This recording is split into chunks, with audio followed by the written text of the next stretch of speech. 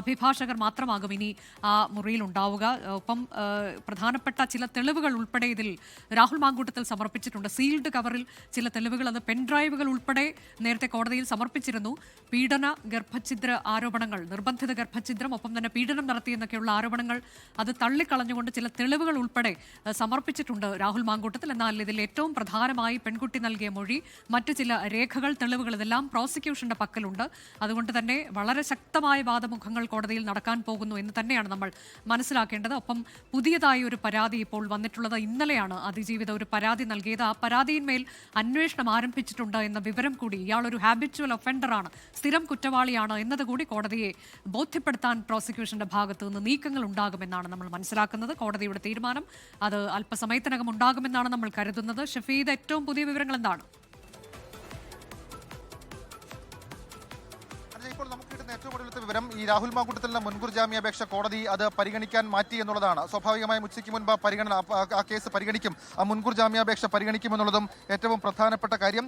ഈ പോലീസ് ഇതുമായി ബന്ധപ്പെട്ട റിപ്പോർട്ട് പ്രോസിക്യൂഷൻ വഴി കോടതിയിൽ സമർപ്പിച്ചിട്ടുണ്ട്. രാഹുൽ മാങ്കൂട്ടത്തിന് ഒരു കാരണവശാലും മുൻകൂർ ജാമ്യം നൽകരുത് എന്നുള്ള കാര്യം അറിയിച്ചുകൊണ്ട് ഇദ്ദേഹത്തിനെതിരെ പുതുതായിട്ട് വന്ന പരാതി, അതേപോലെ തന്നെ പെൺകുട്ടിയുടെ ശക്തമായ മൊഴി, ആ മൊഴിയിൽ പറഞ്ഞിരിക്കുന്ന കാര്യങ്ങൾ, സ്വകാര്യ ആശുപത്രിയിൽ നിന്നുള്ള വിവരശേഖരണം, മാത്രമല്ല നിർബന്ധിത അതല്ലെങ്കിൽ അശാസ്ത്രീയ ഭ്രൂണഹത്യ തെളിയിക്കുന്ന രേഖകൾ, മൊഴികൾ, ഇതടക്കമുള്ള മുഴുവൻ കാര്യങ്ങളുമുണ്ട്. ചില CCTV ദൃശ്യങ്ങൾ ഉൾപ്പെടെയുള്ള കാര്യങ്ങൾ പോലീസ് റിപ്പോർട്ടിൽ കോടതിയെ അറിയിച്ചിട്ടുണ്ട് എന്നുള്ള വിവരം കൂടി ഈ ഘട്ടത്തിൽ പുറത്തേക്ക് വരുന്നുണ്ട്. അതടക്കമുള്ള എല്ലാ കാര്യങ്ങളും പരിഗണിച്ചുകൊണ്ടായിരിക്കും രാഹുൽ മാങ്കൂട്ടത്തിന്റെ മുൻകൂർ ജാമ്യത്തിന്റെ കാര്യത്തിൽ കോടതി തീരുമാനമെടുക്കുക എന്നുള്ളതും ഏറ്റവും ശ്രദ്ധേയമായിട്ടുള്ള കാര്യം. പ്രതിഭാഗത്തെ സംബന്ധിച്ച് അവർ പറയുന്നത് സീൽഡ് കവറിൽ തെളിവാക്കിയിട്ടുള്ള രേഖകൾ, അത് പ്രത്യേകിച്ച് ഈ പെൺകുട്ടി നേരത്തെ തന്നെ രാഹുൽ മാങ്കൂട്ടത്തുമായി ബന്ധപ്പെട്ട വിവരങ്ങൾ പുറത്തു വന്നതും നമ്മൾ അവരുടെ ഹർജിയിലൊക്കെ കേട്ടതാണ്. അതായത് ഏതെങ്കിലും തരത്തിൽ ലൈംഗിക പീഡനം ഉൾപ്പെടെയുള്ള കാര്യങ്ങൾ നടന്നിട്ടില്ല, മറിച്ച് ഈ പെൺകുട്ടി വിവാഹിതയായിരുന്നു, അടക്കമുള്ള കാര്യങ്ങൾ മറച്ചുവെച്ചു എന്നുള്ള വാദമായിരിക്കാം ഒരുപക്ഷെ രാഹുൽ മാങ്കൂട്ടത്തിന്റെ അഭിഭാഷകൻ ഇന്ന് കോടതിയിൽ മുൻകൂർ ജാമ്യാപേക്ഷ പരിഗണിക്കുന്ന സമയത്ത് പറയുക.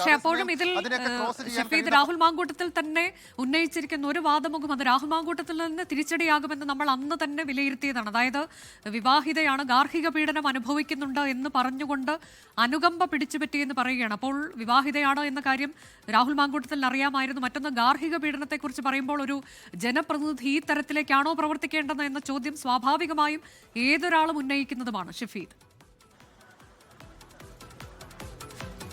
ഉറപ്പായിട്ടും അങ്ങനെ ഈ പറയുന്ന രാഹുൽ മാങ്കൂട്ടത്തിൽ കോടതിയിൽ സമർപ്പിച്ച മുൻകൂർ ജാമ്യാപേക്ഷയിൽ തന്നെ പലതരത്തിലുള്ള രാഹുൽ മാങ്കൂട്ടത്തിന് തിരിച്ചടിയാകുന്ന പലതരത്തിലുള്ള കാരണങ്ങളുണ്ട്. മാത്രമല്ല അതൊക്കെ ക്രോസ് ചെയ്യുന്ന പലതരത്തിലുള്ള തെളിവുകൾ അത് പോലീസിന്റെ പക്കൽ ഇതിനോടകം തന്നെ അവർ ശേഖരിച്ച് വെച്ചിട്ടുണ്ട് എന്നുള്ളതും ഏറ്റവും ശ്രദ്ധേയമായിട്ടുള്ള കാര്യം. മാത്രമല്ല ഈ പെൺകുട്ടിയുടെ മൊഴി തന്നെ സാധാരണഗതിയിൽ ഇത്തരം കേസുകൾ സെഷൻസ് കോടതിയിൽ വരുമ്പോൾ ഈ ഇരയുടെ അല്ലെങ്കിൽ അതിജീവിതയുടെ മൊഴി അത് കാര്യമായി കോടതി പരിഗണിക്കാറുണ്ട്. പ്രത്യേകിച്ച് ഇന്നേച്ചറായിട്ടുള്ള ഏതെങ്കിലും തരത്തിൽ കണക്ട് ചെയ്യാൻ കഴിയുന്ന തെളിവുകളുണ്ടെങ്കിൽ അതടക്കം പരിഗണിക്കുകയും ഈ കേസിൽ പ്രതിയെ അറസ്റ്റ് ചെയ്ത് തുടർ നടപടികൾ സ്വീകരിക്കുന്നതിന്റെ ആവശ്യകതയൊക്കെ കോടതി അംഗീകരിക്കാറുണ്ട്. പക്ഷേ പ്രിൻസിപ്പൽ സെഷൻസ് കോടതിയും സമാനമായ തീരുമാനത്തിലേക്ക് പോകുമോ ഇല്ലയോ എന്നൊക്കെയുള്ള കാര്യം കോടതിയുടെ ഡിസ്ക്രിപ്ഷനാണ്. ഏതായാലും ഈ കേസുമായി ബന്ധപ്പെട്ട ഒരു കണക്ഷൻ കേസായിട്ടുള്ള അതിജീവിയെ അധിക്ഷേപിച്ച കേസിൽ രാഹുൽ ഈശ്വറിന് ജാമ്യം നിഷേധിച്ച സാഹചര്യം നമ്മൾ കണ്ടതാണ്. ആ സമാനമായ സാഹചര്യം അവിടെയുണ്ട്. ഇന്ന് സെഷൻസ് കോടതി തന്നെ രാഹുൽ ഈശ്വറിന്റെ ജാമ്യാപേക്ഷയും അതേപോലെ തന്നെ കസ്റ്റഡി അപേക്ഷ അടക്കമുള്ള കാര്യങ്ങൾ പരിഗണിക്കുകയും ചെയ്യുന്നുണ്ട്. അപ്പോൾ ടോട്ടാലിറ്റിയിൽ ഇത് മൊത്തം കാര്യങ്ങളും കോടതിക്ക് മുൻപിലേക്ക് വരും. പ്രോസിക്യൂഷനെ സംബന്ധിച്ച് അവർക്ക് വലിയ കോൺഫിഡൻസ് ഇക്കാര്യത്തിലുണ്ട്. കേവലം രാഷ്ട്രീയ പ്രേരിതമാണെന്നൊക്കെയുള്ള രാഹുൽ മാങ്കൂട്ടത്തിലെ മുൻകൂർ ജാമ്യാപേക്ഷയിലെ വാദങ്ങൾ അത് നിലനിൽക്കുന്നതല്ല. കാരണം പെൺകുട്ടി പരാതിയുമായി രംഗത്ത് വന്നു, പരാതിയിൽ സ്റ്റാൻഡ് ചെയ്യുന്ന പലതരത്തിലുള്ള എവിഡൻസുകളുണ്ട്. അതിനൊക്കെ അപ്പുറത്തേക്ക് അത് സ്റ്റേറ്റ് ചെയ്യുന്ന അല്ലെങ്കിൽ ആ ദിവസങ്ങളടക്കം സ്റ്റേറ്റ് ചെയ്യുന്ന പല തെളിവുകൾ ഇതിനോടകം തന്നെ ശേഖരിച്ചിട്ടുണ്ട്. ആ പെൺകുട്ടി അനുഭവിച്ച മാനസിക ട്രോമ അടക്കമുള്ള കാര്യങ്ങൾ കോടതി പരിഗണിക്കണം എന്നുള്ള കാര്യങ്ങൾ പറയും. മാത്രമല്ല ഏറ്റവും ഒടുവിൽ പുറത്തു വന്നിരിക്കുന്ന ഒരു വിവരമനുസരിച്ച് ഇന്നലെ പുതുതായി രാഹുൽ മാങ്കൂട്ടത്തിനെതിരെ വന്നിരിക്കുന്ന പരാതി അതിപ്പോൾ സംസ്ഥാന പോലീസ് മേധാവി ഈ കേസ് തന്നെ അന്വേഷിക്കുന്ന അതിജീവിത കേസ് അന്വേഷിക്കുന്ന പുതിയ സംഘത്തിന് കൈമാറി അവർ ആ നടപടികളൊക്കെ തുടങ്ങിയിട്ടുണ്ട്. പ്രത്യേകിച്ച് ഈ പുതിയ പരാതിക്കാരി 23 വയസ്സുള്ള പുതിയ പരാതിക്കാരിയെ അങ്ങോട്ടേക്ക് അവർക്ക് മൊഴി നൽകാൻ താല്പര്യമുണ്ടോ എന്നൊക്കെയുള്ള കാര്യങ്ങൾ അതായിരിക്കും ആ പുതിയ സംഘം ഇപ്പോൾ അടുത്ത ഘട്ടത്തിൽ അവർ ചെയ്യാൻ പോകുന്ന കാര്യം. അതടക്കം രാഹുൽ മാങ്കൂട്ടത്തിൽ തുടർന്നു വന്നിരിക്കുന്ന സമാന സ്വഭാവത്തിലുള്ള കുറ്റകൃത്യം പിന്നെയും ഉണ്ട്. അതുകൊണ്ട് തന്നെ ഇയാളെ അറസ്റ്റ് ചെയ്യേണ്ടത് അനിവാര്യമാണ്. ഇയാൾ സംസ്ഥാനത്തിന് പുറത്തേക്ക് ഒളിവിൽ പോയി കഴിയുകയാണ്, അന്വേഷണവുമായി സഹകരിക്കുന്നില്ല. അന്വേഷണം മുന്നോട്ട് പോകണമെങ്കിൽ പ്രതിയുടെ കസ്റ്റഡി അത് അത്യാവശ്യമാണ്, പ്രതിയുടെ അറസ്റ്റ് ആവശ്യമാണ്. അതടക്കമുള്ള കാര്യങ്ങൾ കൃത്യമായി തന്നെ പ്രോസിക്യൂഷൻ വാദിക്കും. പ്രോസിക്യൂഷന് വേണ്ടി അപ്പിയർ ചെയ്യുന്നത് ഗീനാകുമാരിയാണ്. നമുക്ക് മുൻപും അറിയാം സമാനമായിട്ടുള്ള പല കേസുകളിലും കാര്യമായിട്ടുള്ള പ്രോസിക്യൂഷൻ പ്രോസിക്യൂഷൻ സംഭാവനകൾ നൽകിയിട്ടുള്ള ആളാണ് ഗീനാകുമാരി. അപ്പോൾ അവരുടെ ഇടപെടൽ ഇക്കാര്യത്തിൽ ഉണ്ടാകും. മാത്രമല്ല പോലീസിനെ സംബന്ധിച്ച് അവർ കൊടുത്തിരിക്കുന്ന റിപ്പോർട്ടിൽ ഈ വിഷയങ്ങൾ മുഴുവൻ അത് കൃത്യമായി തന്നെ പറഞ്ഞിട്ടുണ്ട്. മാത്രമല്ല ചില പുതിയ വിവരങ്ങൾ, ചില പുതിയ തെളിവുകൾ, ഇതുവരെയും പുറത്തുവരാത്ത മറ്റു ചില തെളിവുകൾ കൂടി പോലീസ് റിപ്പോർട്ടിൽ ഉൾപ്പെടുത്തിയിട്ടുണ്ട് എന്നുള്ള വിവരം കൂടി ഈ ഘട്ടത്തിൽ ലഭിക്കുന്നുണ്ട്.